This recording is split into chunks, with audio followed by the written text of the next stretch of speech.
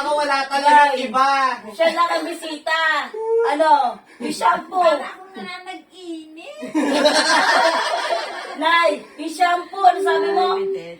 Lintik na shampoo yan. Ang bisita pa talagang unang gagamit. O, yan ang bisita. Mabaho na nga mo eh. Gusto ko na maligo. Pwede mo nindiligo. Grabe. Para ka nananag-init talaga.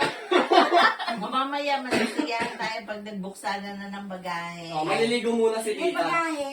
Oo, Saan? isa lang. Yung pasalubong. Nandun sa labas, mamaya ako naipasok. Ay, O nga, napaiyak eh. Di ba, Nabilang di ba sabi, makapagdala eh. di ba sabi ko sa'yo, ipapadala ko yung pistachio. nananag-init.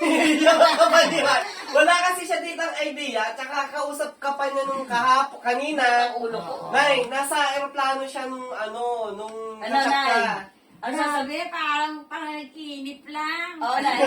Nay, ano sasabihin mo kung bakit kami naglilinis? Katulad ng mga stepin. Ano, alam mo na. Wala kami na Alam mo na. Kasi, oo, nalalamig ang Bakit mo tindi na as? Yung 18 mo, ang init pa rin. Kaya nga, kabubukas ko lang din naman tita. Dapat pala, kanina ko pa Dapat binuksan. kanina pa eh. Hindi, dapat, Oo.